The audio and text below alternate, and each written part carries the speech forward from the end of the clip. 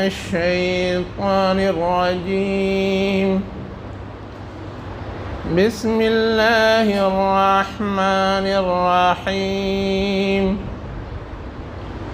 يا أيها المزمل قم الليل إلا قليلا نصفه أو انقص منه قليلا أو زد عليه ورتل القرآن ترتيلا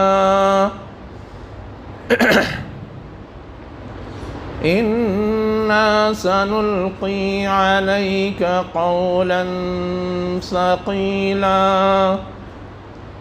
صدق اللہ العلی العظیم۔ شروع اللہ کے نام سے جو انتہائی مہربان ہمیشہ رحم فرمانے والا ہے۔ اے اوڑھ لپیٹ کر سونے والے، قیام کرو رات میں مگر تھوڑا، اس کا آدھا یا اس سے بھی کچھ کم کرو، یا اس پر کچھ زیادہ کرو، اور قرآن کو ٹھہر ٹھہر کر پڑھو، بے شک عنقریب ہم تم پر ایک بھاری بات نازل کریں گے، اتاریں گے۔ یہ سورہ مزمل کی ابتدائی 5 آیات ہیں۔ نبی کریم صلی اللہ علیہ وسلم پر جب قرآن کا نزول شروع ہوا تو ابتدائی آیات تو سورہ اقرا کی ہیں جو پہلی مرتبہ نازل ہوئی، اقرا بسم ربک الذی خلق۔ اس کے بعد جو دوسری وحی آئی اس حوالے سے روایات میں یہ ہے کہ وہ یہ آیات تھی، آگے کی مزید کچھ آیات۔ بعض روایات میں یہ ہے کہ اس کے بعد کی جو سورہ ہے سورہ مدثر، اس کی ابتدائی آیات تھی اور یہ وہی تیسرے نمبر پر آئی۔ گویا نبی کریم صلی اللہ علیہ وسلم پر جو شروع میں قرآنی آیات نازل ہوئی ان میں سے یہ ہے، اور بالکل شروع میں آپ صلی اللہ علیہ وسلم کو جو ہدایات دی گئیں ان ہدایات میں سے یہ ہدایات ہیں۔ کیا ہدایت دی گئی؟ اے اوڑھ لپیٹ کر سونے والے۔ مخاطب حضور ہیں اور حضور کے واسطے سے ہم سب لوگ ہیں۔ کہا گیا رات میں قیام کرو، قیام لیل جسے ہم اور آپ کہتے ہیں، یا اپنے الفاظ میں تہجد جسے ہم اور آپ کہتے ہیں۔ گویا ہدایت جو سب سے پہلے دی گئی قیام لیل کی یا تہجد کے اہتمام کی۔ عام دنوں میں تو ہم اسے تہجد سے تعبیر کرتے ہیں، لیکن وہی نماز کچھ مزید اہتمام کے ساتھ جب ہم رمضان میں ادا کرتے ہیں تو اسے تراویح کہتے ہیں۔ احادیث کے اندر وہی تعبیر ہے تراویح کے لیے جو تعبیر کی یہاں قیام اللیل کے لیے ہے۔ اس سے جو بات سمجھ میں آتی ہے وہ یہ کہ ہم اسے قیام اللیل کہیں، تہجد کہیں یا تراویح کہیں، یہ انتہائی اہم نماز ہے جس کا کہ بالکل ابتدائی مرحلے میں نبی کریم صلی اللہ علیہ وسلم کو حکم دیا گیا تھا، اور آپ صلی اللہ علیہ وسلم اس کا کس قدر اہتمام کرتے تھے اس کو سمجھنے کے لیے اتنا جان لینا کافی ہے۔ اتنا اہتمام کرتے تھے کہ پیر سوج جاتے تھے۔ حضرت عائشہ رضی اللہ عنہا نے کہا کہ آپ اتنا اپنے آپ کو کیوں تھکاتے ہیں؟ تو آپ صلی اللہ علیہ وسلم نے جواب دیا، کیا میں اللہ کا شکرگزار بندہ نہ بنوں؟ کس چیز پہ شکرگزاری؟ یہ قرآن جیسی جو نعمت ملی تھی، جو آپ کو رسالت کا شرف عطا ہوا تھا، اس پر یہ شکرگزاری تھی۔ ہم کو اور آپ کو بھی آپ صلی اللہ علیہ وسلم کے واسطے سے یہ قرآن مجید ملا ہے۔ یہ اللہ کی ایسی نعمت ہے کہ اس کو جتنا پڑھا جائے، جتنی اس کی قدردانی کی جائے، اتنا ہی یہ ہمارے لیے باعث رحمت اور باعث برکت ہے۔ اسی لیے قیام لیل کا بھی حکم ہے۔ قیام لیل میں یا تہجد میں ہم کرتے کیا ہیں؟ جتنا زیادہ قرآن پڑھیں اتنا ہی زیادہ مطلوب ہے۔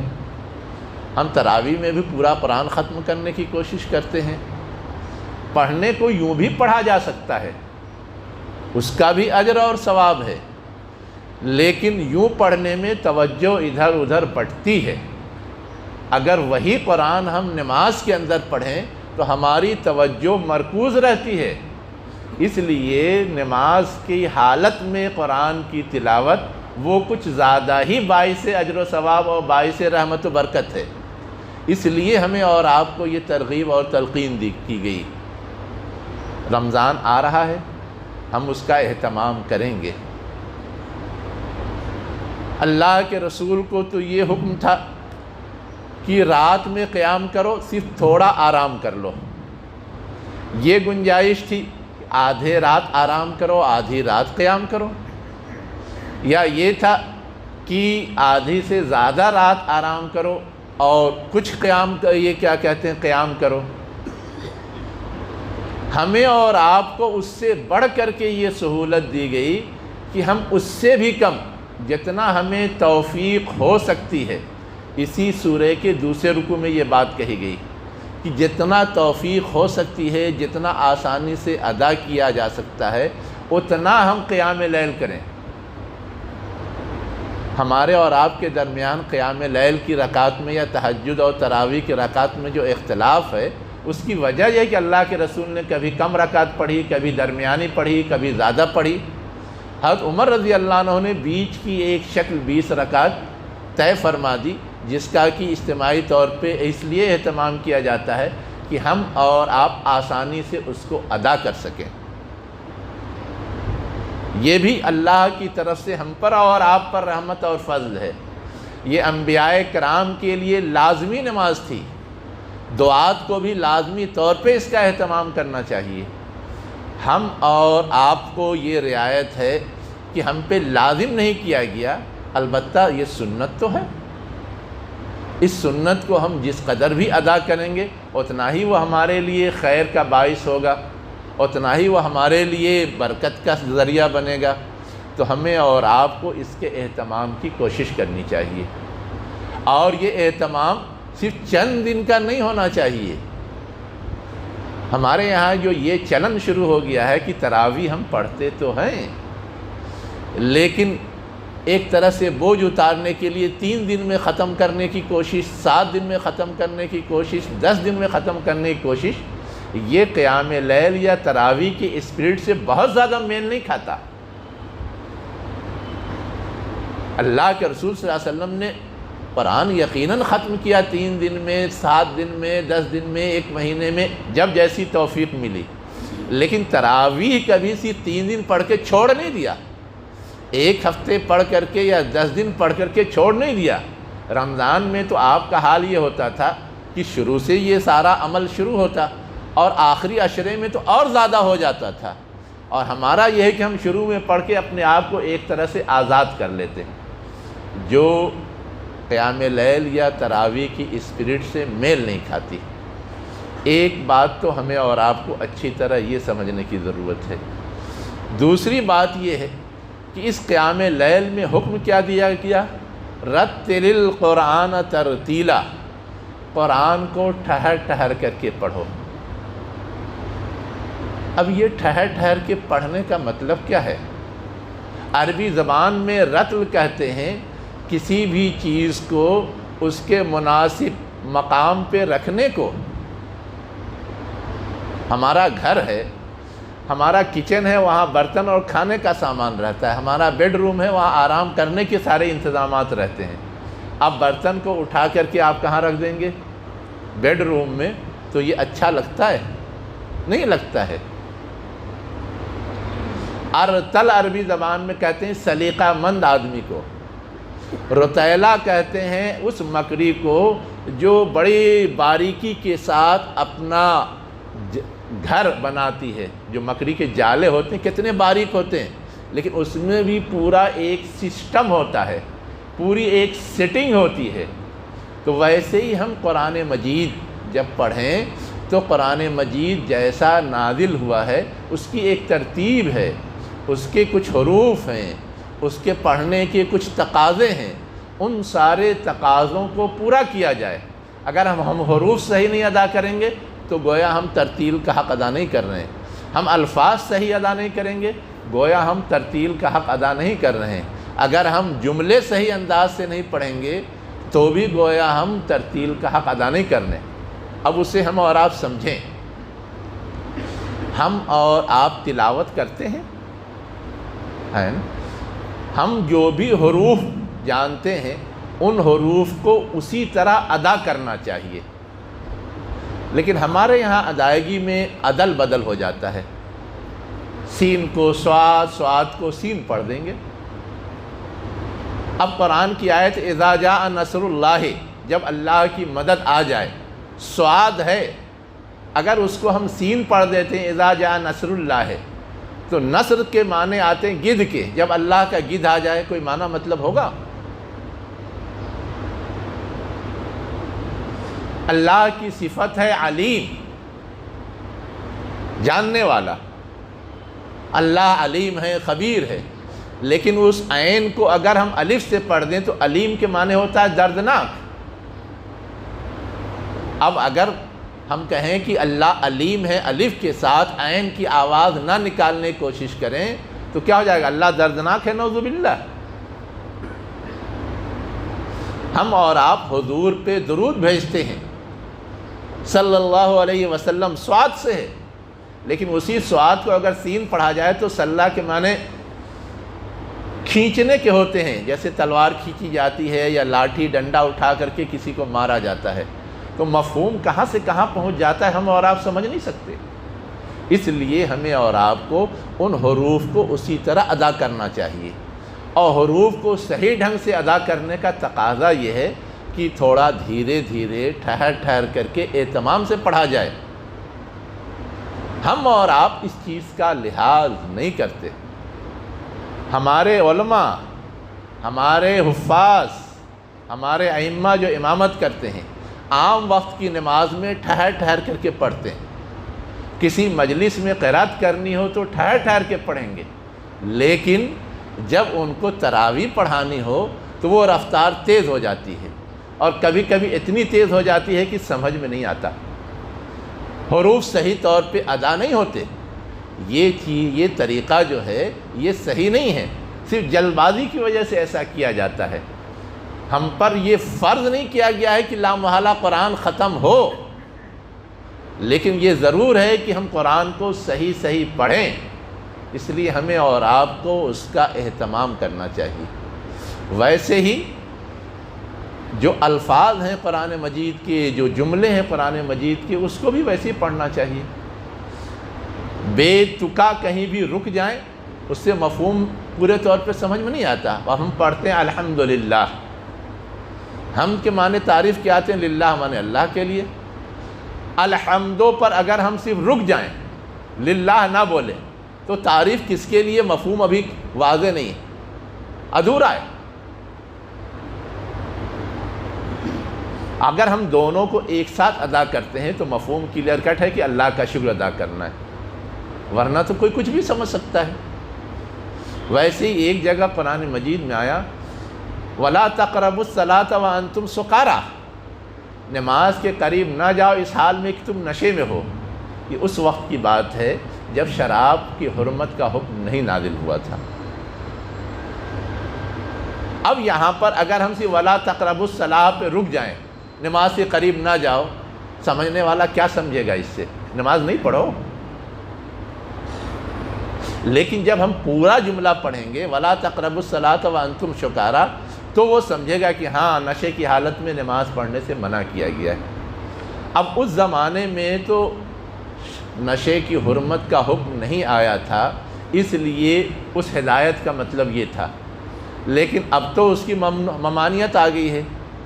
لیکن کچھ چیزیں ایسی ہیں جو ہمارے لیے کھانا درست ہے، حلال ہے، لیکن نماز کی حالت میں اس چیز کو استعمال کر کے آنا پسندیدہ نہیں ہے۔ لہسن پیاز کے حوالے سے باضابطہ احادیث کے اندر یہ بات آئی ہے۔ تو ہم اگر نماز پڑھنے کے لیے آتے ہیں تو ہم کو اس طرح کی بدبودار چیزوں کو کھا کر کے آنے سے، یا ہم میں بہت سارے لوگ تمباکو کے عادی ہیں، اس کی بھی بدبو ہوتی ہے، تو اس طرح کی چیزوں سے پرہیز کرنا چاہیے اور خوب صاف صفائی کے بعد آنا چاہیے، تاکہ ہمیں قرآن کے حق کی ادائیگی بھی ہو اور ہمیں اس کی لذت بھی ملے۔ تو یہ دوسرا پہلو ہے جو رتل القرآن ترتیلا کے اندر شامل ہے۔ میں اس سے آگے ایک بات آپ کو بتاتا ہوں۔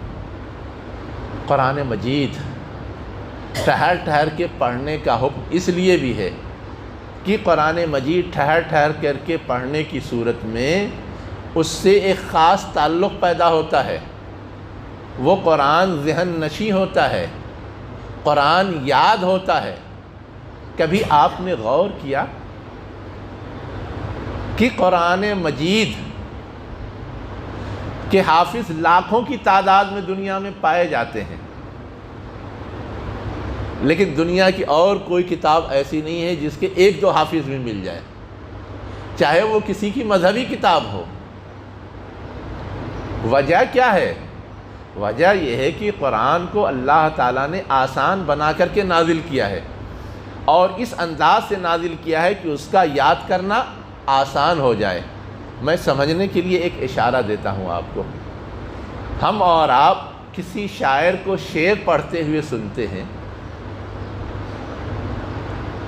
اس کا شعر تو ہمیں یاد ہو جاتا ہے۔ کیوں؟ اس لیے کہ اس میں وزن اور قافیہ ہر چیز کا ایک لحاظ ہوتا ہے، اور لاسٹ میں ایک خاص ٹون پہ وہ پورا ہوتا ہے۔ لیکن کسی مقرر کی تقریر اگر آپ سے کہا جائے کہ ہو بہو ذرا سنا دو، کوئی نہیں سنا سکتا۔ شاعر کی نظمیں بھی یاد ہو جاتی ہیں۔ وجہ اس کی وہ ہے کہ اس کو چھوٹا چھوٹا جملہ، چھوٹے چھوٹے مصرے، چھوٹے چھوٹے اشعار کی شکل میں اس طرح سے ڈھالا ہوا ہوتا ہے کہ وہ ذہن میں آسانی سے محفوظ ہو جاتا ہے۔ اللہ تعالیٰ نے یہ قرآن مجید بھی شعر و شاعری کی شکل میں نہیں، لیکن ایسا ڈھالا ہوا ہے کہ وہ ایسا لگتا ہے کہ شعر و شاعری ہی کے انداز میں ہے اور یاد کرنا آسان ہے۔ آپ مکی صورتیں پڑھیے، سورہ ناس پڑھیے جو سب سے آخری سورہ ہے۔ قل اعوذ برب الناس، ملک الناس، الہ الناس، من شر الوسواس الخناس، ہر جگہ ناس پر تان ٹوٹ رہی ہے۔ سورہ فلق پڑھیے، قل اعوذ برب الفلق، من شر ما خلق، من شر غاسق اذا وقب، ہر جگہ قاف پر قریب قریب تان ٹوٹ رہی ہے۔ سورہ اخلاص پڑھیے، قل هو اللہ احد اللہ الصمد لم یلد ولم یولد، ہر جگہ دال پہ تان ٹوٹ رہی ہے۔ سورہ کوثر پڑھیے، انا اعطیناک الکوثر فصل لربک وانحر ان شانئک هو الابتر، ہر جگہ را پہ تان ٹوٹ رہی ہے۔ سورہ ضحیٰ پڑھ ڈالیے، ہر آیت کے اخیر میں ہا ہے۔ آپ اس سے آگے سورہ نجم پڑھ ڈالیے، والنجم اذا ہوا ما ضل صاحبکم وما غوی، اس طرح پورا ایک وزن ہے۔ آپ سورہ مریم پڑھ ڈالیے، آپ سورہ فرقان پڑھ ڈالیے۔ تو یہ جو اسلوب اللہ تعالیٰ نے رکھا ہے یہ یادداشت کے لیے آسان ہے۔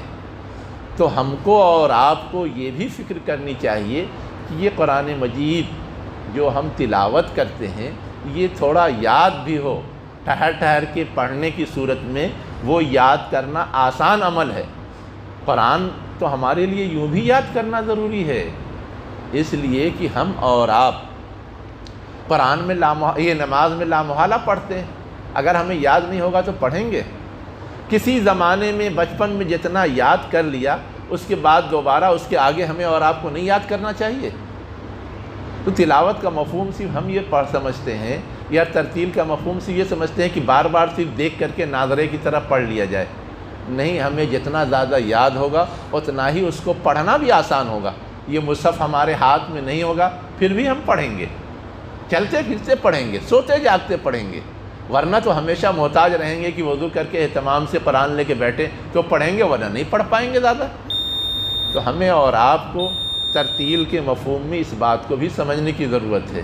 اللہ تعالیٰ نے تو قرآن میں ایسی موزونیت، موسوقیت اور غنائیت رکھ دی ہے کہ اس کی وجہ سے یوں بھی چاشنی اور لذت پیدا ہو جاتی ہے۔ احادیث کے اندر اسی لیے یہ حکم دیا گیا زینوا القرآن باصواتکم، قرآن کو اپنی آوازوں سے آراستہ کرو۔ یہ ابو داؤد کی روایت ہے۔ ایک حدیث کے اندر تو یہ کہا گیا لیس منا من لم یتغن بالقرآن، ہم میں سے نہیں ہے وہ شخص جو قرآن کو ترنم کے ساتھ نہ پڑھے۔ من لم یتغن بالقرآن کا دو مفہوم بتایا ہے علماء نے، ایک تو یہ کہ ترنم کے ساتھ اچھی آواز کے ساتھ پڑھا جائے، اور دوسری بات یہ ہے کہ تغنا کے معنی بے نیاز ہونا ہوتا ہے، یعنی جس کو اللہ تعالیٰ نے یہ قرآن مجید جیسی نعمت دے دی وہ دنیا کی دوسری کتابوں سے دوسرے باتوں سے بے نیاز نہیں ہوا تو وہ ہم میں سے نہیں ہے، اس لیے کہ اتنی اچھی چیز ملنے کے بعد وہ کسی اور طرف جا رہا ہے، گویا وہ اس کی قدردانی نہیں کر رہا ہے۔ یہ دونوں مفہوم علماء نے اس آیت کا بتایا ہے۔ اب ہمیں اور آپ کو کس بات کا لحاظ کرنا چاہیے؟ ہمیں اور آپ کو طے کرنا ہے، سوچنا ہے۔ ابھی رمضان کا موقع ہے، اس موقع سے ہم اور آپ اگر اس بات کی کوشش کریں کہ ان ساری چیزوں کا لحاظ کرتے ہوئے ہم اس کو ادا کریں تو یہ ہمارے لیے زیادہ باعث خیر و برکت ہوگا۔ ورنہ ایک روایت کے اندر تو یہ بات آئی ہے کہ کچھ قاری ایسے ہیں کہ ایسے قرآن پڑھنے والوں پر خود قرآن لعنت کرتا ہے، اللہ لعنت کرتا ہے۔ کیا مطلب ہے اس کا؟ ایک مطلب تو یہ ہے کہ ایسا قاری جو اس پہ عمل نہیں کرتا، قرآن اس پہ لعنت کرتا ہے، اس لیے کہ قرآن تو عمل کی کتاب ہے۔ دوسرا مفہوم ہمارے علماء نے یہ بتایا ہے کہ ایسا قاری جو اس کے الفاظ، اس کی تلاوت، اس کی قرأت میں اس چیز کا پاس و لحاظ نہیں رکھتا جس کا پاس و لحاظ رکھنا چاہیے، صحیح قرأت نہیں کرتا، صحیح ادائیگی نہیں کرتا، غلط قرأت کرتا ہے، غلط تلاوت کرتا ہے، الٹی سیدھی کھینچتان کے ذریعے لگتا ہے کہ بہت اچھا کر رہا ہے لیکن اس کے تقاضے پورا نہیں کرتا۔ تو ہمیں اور آپ کو اس وعید سے بچنے کے لیے بھی ضروری ہے کہ ہم اور آپ اس کے صحیح پڑھنے کا اہتمام کریں۔ اللہ مجھے بھی اس کی توفیق دے، آپ کو بھی اس کی توفیق دے۔ ہمیں اور آپ کو اس کا اندازہ نہیں ہوتا، لیکن جو لوگ باریکیوں پہ نظر رکھتے ہیں وہ خوب سمجھتے ہیں۔ مجھے ایک واقعہ یاد آ گیا جس پہ میں اپنی بات ختم کروں گا۔ اس زمانے کے ایک مشہور عالم دین گزرے ہیں ڈاکٹر حمید اللہ صاحب، جنہوں نے سیرت پر بہت سارے کام کیے اور انہوں نے فرانسیسی زبان میں اور دوسری زبانوں میں قرآن مجید کا ترجمہ بھی کیا ہے۔ ان کا یہ بیان ہے کہ فرانس کا ایک بہت ہی ماہر گلوکار، موسیقی کا ماہر ان کے پاس آیا۔ جب وہ ان کے پاس آیا تو ان کے ہاں قرآن کی تلاوت ہو رہی تھی۔ وہ سن کر کے وہ بار بار پوچھ رہا تھا کہ یہ کیا ہے، یہ کیا ہے۔ ان کو روکا، جب تلاوت ختم ہو گئی تو ان کو سمجھایا کہ یہ اللہ کا کلام ہے۔ اس نے کہا کہ میں اسے اور سننا چاہتا ہوں، اور سن کر کے وہ اتنا متاثر ہوا کہ اس نے اسلام قبول کر لیا۔ جب اسلام قبول کر لیا تو ڈاکٹر حمید اللہ صاحب نے ان کو قرآن پڑھنا سکھانے کے لیے ایک عالم دین کے حوالے کیا۔ اس کو قرآن پڑھنے میں اتنی حلاوت، اتنی شیرینی اور اتنی لذت حاصل ہوتی تھی کہ وہ پڑھتا ہی رہتا تھا۔ لیکن ایک جگہ آ کر کے اس کا جھگڑا ہو گیا اس عالم دین سے جو ان کو تلاوت سکھا رہے تھے، قرآن پڑھنا سکھا رہے تھے۔ کیا جھگڑا ہو گیا؟ وہ یہ کہتے تھے کہ اس طرح پڑھو، یہ کہتے تھے کہ نہیں، ایسا نہیں ہو سکتا۔ آیت کیا تھی؟ فَسَبِّحْ بِحَمْدِ رَبِّكَ وَاسْتَغْفِرْهُ۔ اس سے پہلے ایک آیت ہے يَدْخُلُونَ فِي دِينِ اللَّهِ أَفْوَاجًا فَسَبِّحْ بِحَمْدِهِ۔ تو يَدْخُلُونَ فِي دِينِ اللَّهِ أَفْوَاجًا پر جو سکھا رہے تھے وہ کہتے تھے یہاں آیت پوری ہو رہی، یہاں رکو، اور فَسَبِّحْ بِحَمْدِهِ کو الگ پڑھو۔ اور اس نو مسلم کا یہ کہنا تھا کہ نہیں،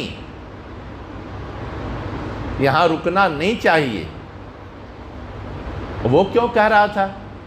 وہ ہر چیز کو اپنے موسیقی کے ٹون پہ تولتا تھا۔ اس کو یہ لگتا تھا کہ یہ ٹون میچ نہیں کر رہا ہے۔ اب تک میں نے جتنا قرآن پڑھا سب میچ کر رہا تھا موسیقی کے لہجے پہ اور ٹون پہ، وزن پہ، لیکن یہ میچ نہیں کر رہا ہے۔